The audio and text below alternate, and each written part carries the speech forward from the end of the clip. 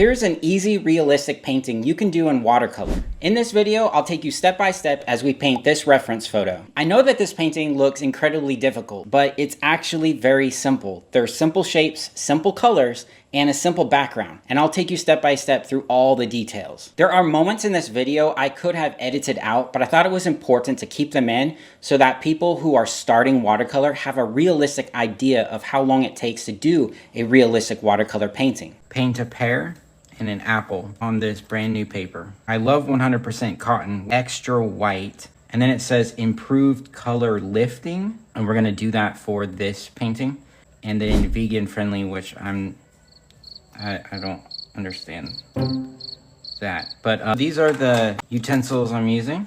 Large brush, medium, tiny. Here we go. Brand new supplies are like candy for us artists. Usually it's a good sign when paper is wrapped like this because they're trying to protect your paper from getting lint and dirty and people's fingerprints in the art stores. This is a block. I'm not gonna take it off the block. I'm just gonna keep it on there. First thing we want to do is sketch this out. So I'm going to use a 2H because I want to be able to see the details for at least the first layer of colors. And then as I add more layers, I want it to fade away. The very first thing about sketching, it's not colors, not textures, it is proportions. I'm looking at my reference and I'm noticing what is the biggest part of the pear. And like most pears, the biggest part is the base. And so we're gonna put in the base right here. And I'm going very lightly so that I can erase anything that I don't like. What's so nice about pears too is that they don't all look exactly the same. So there's a lot of grace in drawing pears. As long as you make the bottom part bigger than the top part, it's kind of like a melted snowman. This is our sketch of the pear. There it is. It's gonna be on a table. I'm gonna put the table in like this. And then we'll make the table be kind of like... As I look at my reference, I'm noticing that the apple is up higher on the table, so it's a little bit more behind this pear. And it comes behind the pear. I'm looking at intersections where these lines intersect. I'm looking at the angle. And so here's the base. And this apple is just very round. So apples are also, like, as long as you get the basic shape, it can look very realistic. I'm gonna take note of the shadows. So I'm gonna kind of give myself a little bit of a light line to remind me the shadow goes to here. And then it's not a straight line because the apple is round. The shadow is actually going to be slightly curved. Inside the top part of the apple and then the inside stem. We're gonna take note of this shadow, which comes out to the side here, and then it hits the wall behind it. This shadow right here is part of the pear, and this shadow back here on the wall is part of the apple, like that. The wall ends up being right about here. All right, so there we go. In order to get this blended nicely in the back, I'm gonna get it nice and wet first. So we're just gonna get this part of the wall wet. We won't do the actual table right here. We'll just come to the edge of the pear. What's nice about working with a big brush, you cover it very quickly. All right, here we go. Now I'll get my other brush so you guys can see what I'm doing. I'm gonna start here. This is gonna be the darker area. Oh, one trick we can do. I can tape this so that there's a very crisp line right there. I'm liking this paper so far.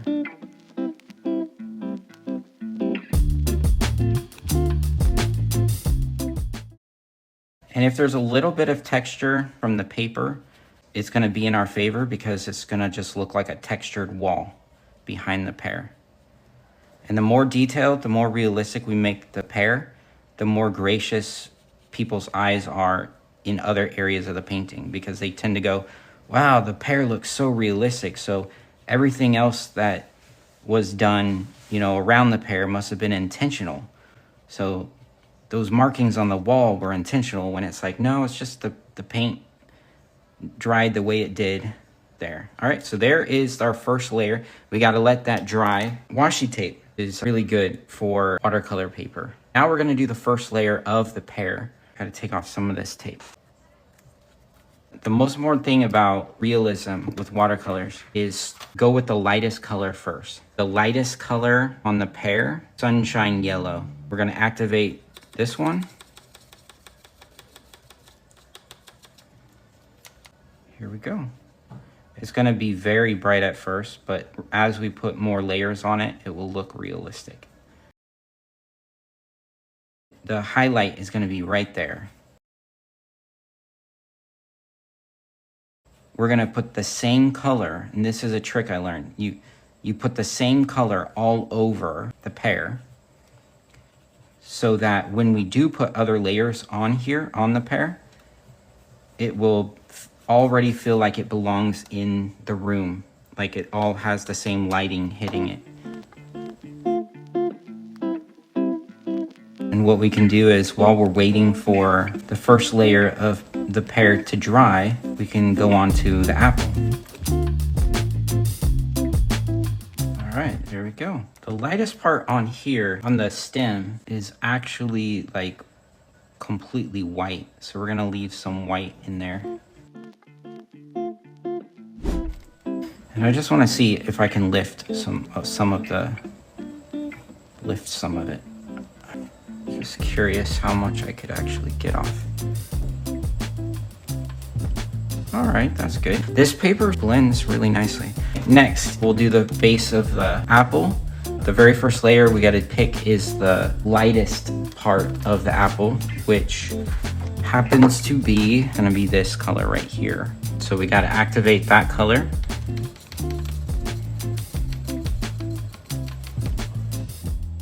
And even though the shadow is gonna be very dark, like I said earlier, by making the first layer all the same color, it's just gonna make it look believable that this one object really is in this lighting, and the lighting is consistent. Now there is a highlight right here, and it's actually completely white there. So I'm gonna put that in.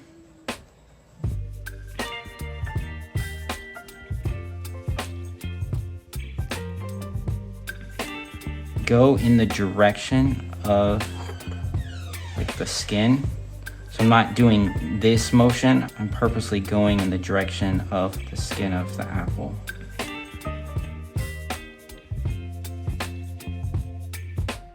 In the stem, this color.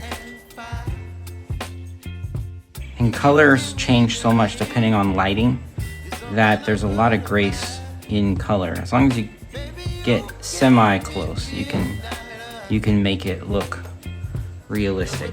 So right now, this is what like a kid's watercolor painting typically looks like, because typically as kids we're not taught to layer. So we try to do everything in one go, and we're like, oh, okay, I colored the pear, I colored the apple. Kind of like when you go to a restaurant as a kid, they give you crayons and you're like, okay, I chose one color to color this object, and now I'm gonna color another object with a different crayon. But in realism, we have to do multiple layers. Every time we do another layer, it's gonna look very realistic. The same color I did for the wall. The more comfortable you get with watercolor and the faster you go, the easier you can blend the paint so it looks like a solid color. If you go too slow, it will start to get blotchy. This part is the darkest area in the shadow, so we're gonna start here. Wherever you start, it's gonna be the darkest, because here's how watercolor works. It gives the most amount of paint the first place you touch, but as you move your brush, it has less and less paint to give the paper, and so it naturally starts to get lighter and lighter as you move away from where you started.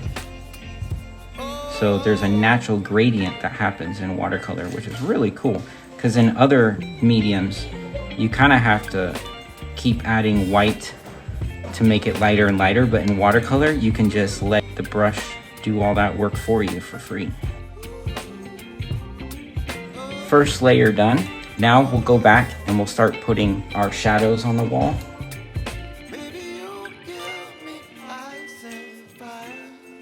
The next color for the pear has to be the next shade that's a little bit darker. That would be the lime.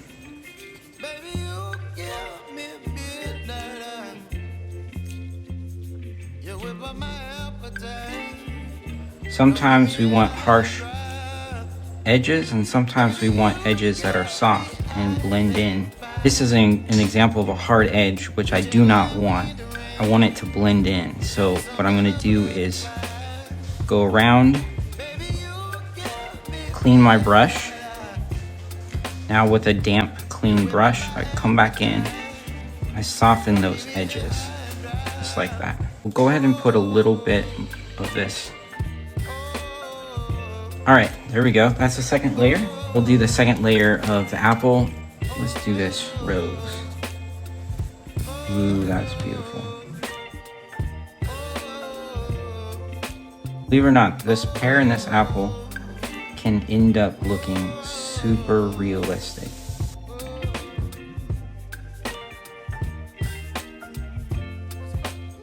The skin of the pear and the skin of the apple are a little bit reflective, so they're actually going to share their colors with each other. And we'll probably do that towards the end. Light influences what it touches. You are the light of the world. You are to influence what you touch. There's some pink being reflected. I think it's this one, a little bit of this one, and a little bit of this one, those two.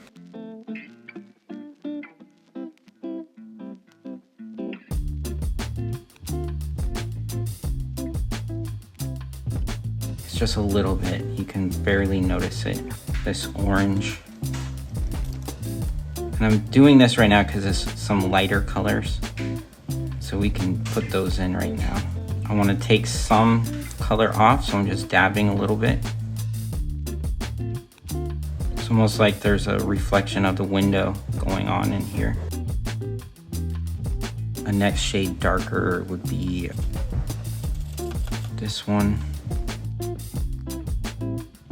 So this is layer 2 of everything. I think layer 3 is where it's gonna start to pop more. I want to experiment just a little bit with the gray that I used, but also use this. Let's make it a little darker too. Let's use this. A little bit of gray, a little bit of this color, a little bit of this. Like some of the light from the pear is hitting the wall. We're gonna kind of blend that in.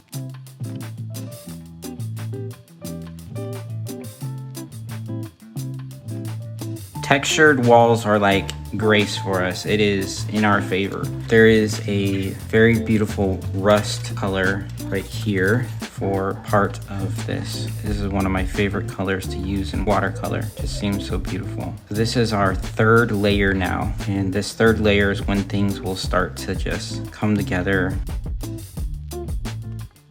I'm kind of dabbing a little bit because it will create some textures that are similar to the texture that is actually on a pear. We're gonna take some of this and hint at the reflection of the apple. And then we want to blend that out. So all we got to do is reactivate some of the previous color we used. Come back over and we can blend that out. Then we're going to take this color. It's almost like a pickle color. We're going to push the paint up because we actually need some of this paint to spread out. We want it to blend more, so we're reactivating it so we can kind of push it. Wherever there's harsh lines, we just reactivate it and push the paint around. Tell it who's boss, you know? These little subtle edges right here really help sell that there's this object in front of the wall. And this same color is up in the stem. So with each color, you're kind of looking around and using the color wherever you see it. It's in this stage that you can start adding texture. And even if you're gonna add one more layer or two more layers on top, the texture will start to be seen underneath the next layers you put. So this will really help it be more believable. Dark red right on the edge here. It's right there. And instead of just using like pure black, I can activate some black mixed with purple. Purple is a complementary of green. This should bring some visual interest.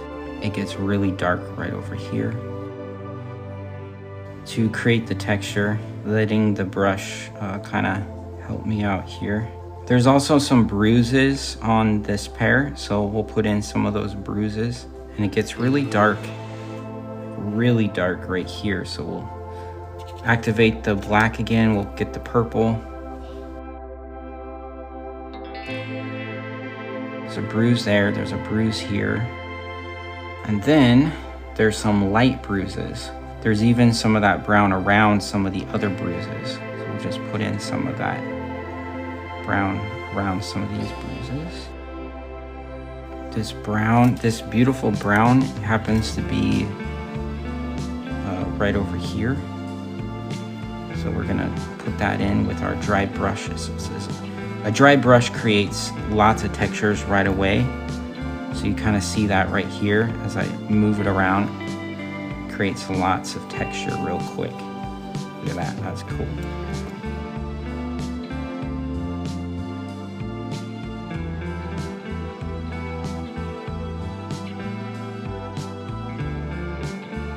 Some texture of the darker, it's like a pickle color. We're letting the dry brush put in a lot of details for us quickly.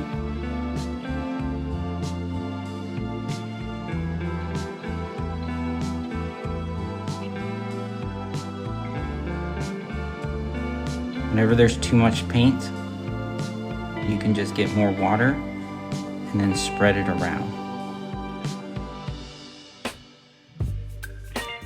As I push the paint around, I'm moving my brush in a way to create some texture, putting in values and texture at the same time. We can start putting in freckles. Now, we talked about this earlier. When you first put down paint with watercolor, it's always darkest, the very first place you put your brush. So where the pear is darker, that's where we want to put freckles first. But then as the paint starts to dry up, we can start moving to these lighter areas like this and put in freckles like this, and it will look realistic because the freckles here are lighter. So we go back, it's going to be darker. We don't want to put a dark freckle right here. We want it, the dark freckles over in the darker areas. You don't want to space them perfectly apart from each other, not like strawberries. Strawberries, they're like very uniform, like the spacing is almost perfect. With the freckles of a pear, you got to put some close to each other, put some farther away, just be more random, and it will be more believable.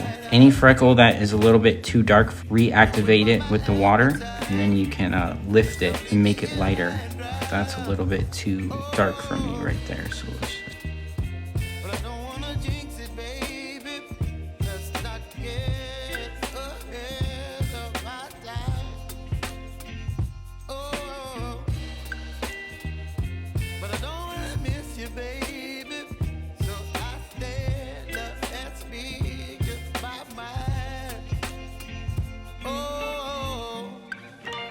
We want the apple to look like some of the colors bouncing off of the pear skin. So we'll get some of this nice color right here.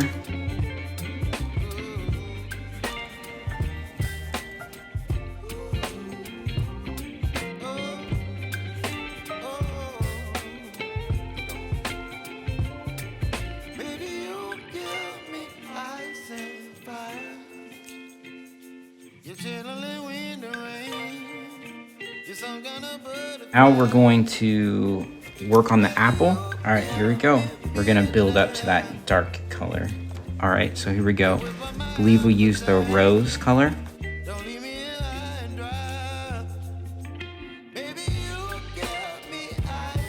going in the direction of the skin of the apple. Now we're going to add the darker color. But all the layers underneath were just as important because you can't have these layers be this effective without the layers underneath it. It's important to have patience and layer it. All right, so here's a perfect example of something when you don't like something, like I don't like that mark right there. What I do is I clean my brush, wet it, lift it.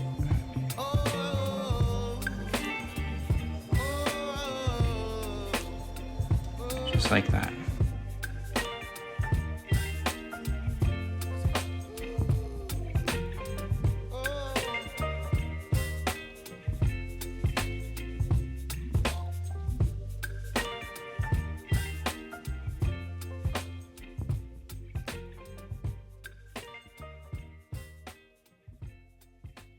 We want to lighten this area that is reflecting the wall. So we just wet it with water. Clean our brush, come back in.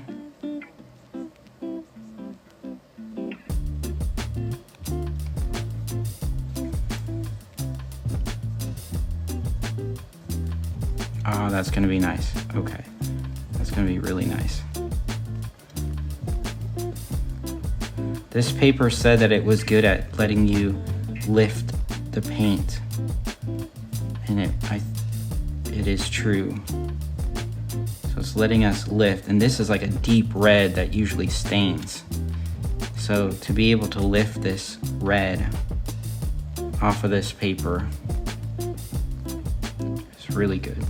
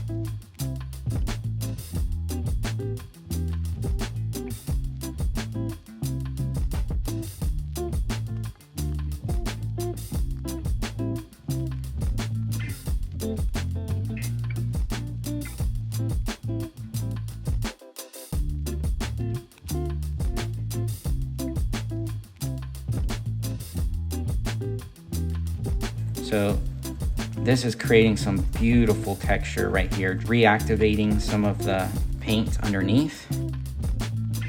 We're gonna put some dots on here by lifting the paint. I'm just getting it wet and I'm able to start creating some texture, like some dots. So the freckles, you didn't have to paint around them. We just lift the paint. And since we did layers, as I take off like the top layers, the underneath layer just makes it believable that we're seeing little sunspots on the apple that belong there. If you're interested in how I pick reference photos, then you're going to want to check out these two videos here. All right, we just have to put in a few more sunspots and then I think we'll be done. If you're looking for realistic art tips or watercolor hacks and tutorials, subscribe, and thanks so much for watching. All right, we're gonna call this done.